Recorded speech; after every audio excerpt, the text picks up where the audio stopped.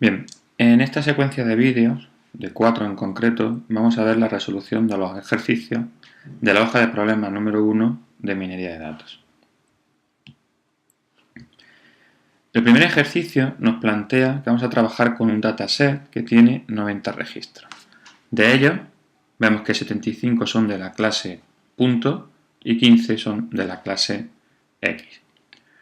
Nos piden que hagamos una validación cruzada perfectamente estratificada de K, folders o carpetas. Aquí la clave, evidentemente, es perfectamente estratificada, puesto que tenemos que conseguir que haya exactamente el mismo número de registros de la clase punto y de la clase aspa en cada uno de los folders de la que hay la distribución en la base de datos original. Entonces nos dicen que cuál es el mínimo valor de K que podemos utilizar y que demos algún otro. Evidentemente el valor de K será 2, 3, 4, 5, etc. Evidentemente también no puede ser un número par, puesto que no podemos dividir los 75 registros en un número par, dividiendo por un número par, y tampoco los 15 de la clase X. Luego descartamos que puedan ser números pares. Cogemos el primer valor que tenemos, que es el 3, y por ejemplo con 3 tendríamos 25 registros de la clase punto en cada uno de los folders y 5 registros de la clase X en cada uno de los folders, con lo cual habríamos conseguido una división estratificada perfectamente. Luego la respuesta a la primera pregunta sería K igual a 3. El siguiente valor de K que podemos tomar no puede ser 4, puesto que hemos dicho que no pueden ser números pares, pero vemos que con K igual a 5 sí que podría ser, puesto que tendríamos 15 registros de la clase punto y 3 registros de la clase X en cada uno de los 5 folders. Luego el segundo valor que podríamos dar sería K igual a 5. El segundo problema nos pide que, dado un problema de clasificación A en el que tenemos 900 instancias de la clase positiva y 100, de la clase más y 100 de la clase punto, y tenemos otro problema de clasificación B con 990 y 10 respectivamente, nos pide que si lanzamos el clasificador 0R, para cuál de estos dos problemas será mayor el AUC, el área bajo la curva R, y que razonemos la respuesta. Bueno, lo primero, sabemos que el clasificador 0R lo que hace es devolver siempre la clase mayoritaria.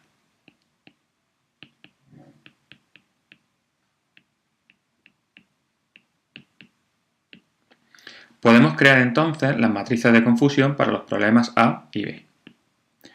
Para el problema A tendríamos que la distribución real de la clase, ya hemos visto que son 900 instancias de la clase más y 100 de la clase punto. Y nuestra predicción sería la siguiente. Tenemos clase más, clase punto, clase más y clase punto. Luego, de las 900 instancias de la clase más, como es la clase mayoritaria, 0R las clasificaría todas como de la clase más. Pero de las 100 instancias de la clase punto, 0R también las clasificaría como de la clase más, cometiendo todos los errores. En el caso del problema B, tendríamos una situación parecida. Esta sería la real. Aquí tendríamos la predicción. De nuevo, la clase mayoritaria es la clase más, que tiene 990 registros. Luego los 990 de la clase más son correctamente clasificados, pero los 10 registros de la clase punto serían incorrectamente clasificados, puesto que también los clasificaríamos como más. Normalizando entonces ahora nuestra matriz de confusión, obtendríamos aquí un 1, 1, 0 y 0. Y aquí 1, 1, 0 y 0. Por tanto, el TPR sería 1, el FPR sería también 1, en los dos casos, en las dos matrices. Si dibujamos ahora nuestro espacio arroz, tenemos aquí el punto 0, 0, tenemos aquí el punto 1, 1, son los dos clasificadores básicos, uno de ellos en este caso coincide con el del clasificador 0R. Nos podemos fijar que en este caso es el punto 1, 1, pero porque hemos elegido la clase más, la hemos pintado arriba. Si hubiéramos pintado arriba la clase punto, habríamos obtenido el punto 0, 0. En cualquier caso también coincidiría con uno de los dos clasificadores básicos. Por tanto, nuestro área bajo la curva arroz sería en este caso de 0,5 para los dos clasificadores. Luego, en este caso, no hay ninguno de los problemas de clasificación en los que obtenemos una UC mayor. En ambos casos 0R en realidad para todos los problemas nos daría el mismo AUC que es 0,5. El tercer problema redunda sobre esta cuestión. Nos dice que si tenemos un clasificador que para el conjunto de entrenamiento ha obtenido una UC de 0,5, nos pide si eso quiere decir que como mucho va a acertar un 50%. Es decir, si el accuracy del clasificador va a ser menor o igual que 0,5.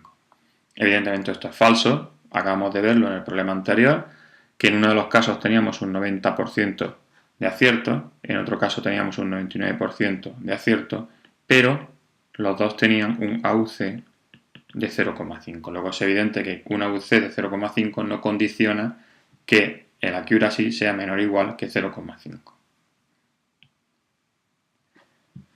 Bien, tenemos ahora un problema diferente. Y es que ahora lo que nos piden es diseñar un proceso de validación y selección de modelos. Nuestro cliente nos ha dado una base de datos de 10.000 registros para resolver un problema de clasificación. Y además nos ha dado otros 2.000 registros de test. Luego tenemos un conjunto de entrenamiento de 1.000 registros y un conjunto de test con 2.000 registros. Para poder integrar el modelo resultante con su software empresarial, nos tenemos que limitar a dos algoritmos posibles, ASU1 y ASU2, algoritmos de clasificación. Y los dos están definidos sobre dos parámetros de entrada, PSU2, que toma valores 0, 1 y 2, y PSU1, que toma valores en el intervalo 0, 1. Lo que nos piden es describir claramente el proceso de validación y de selección de modelos, para decidir cuál de los dos clasificadores le vamos a entregar al cliente y con qué parametrización. También nos dicen que indiquemos qué complejidad ha tenido este proceso en función del número de modelos entrenados o validados y bueno, todo lo que consideremos oportuno que haya que añadir. Bien, en este caso la clave la idea del problema es que no podemos meter la pata en la validación. Es decir, el conjunto de test no se puede tocar hasta el final. Todo el proceso de selección de modelos, tanto de los valores de los parámetros como de los algoritmos, hemos de realizarlo sobre el conjunto de training. Ahí ya se pueden utilizar distintas opciones, dividir el conjunto de entrenamiento en validación y test o hacer una validación cruzada. Personalmente pienso que es mucho mejor hacer una validación cruzada, puesto que no sabemos cómo de complejos son los algoritmos y por tanto si 10.000 registros son muchos o pocos y si nos podemos permitir el lujo de dejar muchos aparte en un conjunto de validación. Además, en la validación cruzada, pues como ya sabemos, cubrimos todos los casos, puesto que todos los registros participan exactamente una vez como conjunto de test. Así que vamos a utilizar una validación cruzada, en concreto, puesto que es para un proceso de selección de modelos, con 5 carpetas sería suficiente. La otra idea que tenemos que ver es cómo vamos a fijar los parámetros PSU1 y PSU2 para los dos algoritmos. Lo tenemos que hacer de forma global.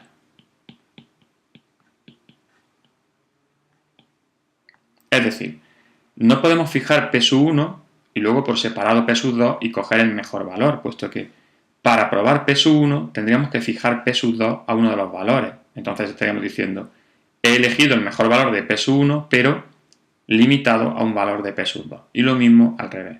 Entonces, lo suyo sería probar todas las configuraciones posibles. Así, tenemos que nuestro parámetro PSU2 tiene tres posibles valores. 0, 1 y 2. Luego, tres valores. El parámetro PSU1 tiene infinitos valores, puesto que es un intervalo. Entonces lo que vamos a hacer es tomar un muestreo, tomar una serie de valores únicamente. Esto pues podría dar lugar a distintas decisiones. Por ejemplo, vamos a considerar que PSU1 lo vamos a ir oscilando de 0.05 en 0.05. Es decir, empezaríamos en 0, 0.05, 0.1, 0.15, 0.2, 0.95, 1. Es decir, tenemos 21 valores. Por tanto, las configuraciones posibles para los parámetros PSU1 y PSU2 son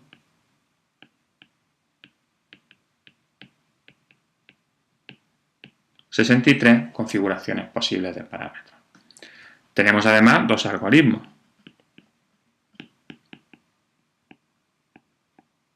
Por tanto, el número total de configuraciones que vamos a probar serían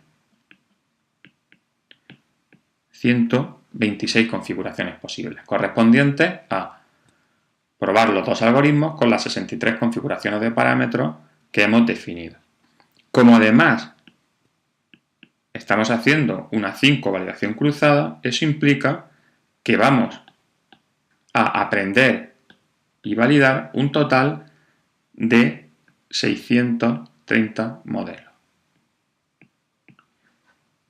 Bien, ¿qué parametrización vamos a elegir? Pues de las 126 que tenemos, aquella que dé mejor valor en la 5 validación cruzada. Mejor valor en el parámetro o en la medida que hayamos elegido. Puede ser la accuracy, puede ser, si la base de datos no está balanceada, como ya sabemos, por ejemplo, pues el área bajo la curva ROS, etc. El valor que mejor se adapte a nuestro problema concreto.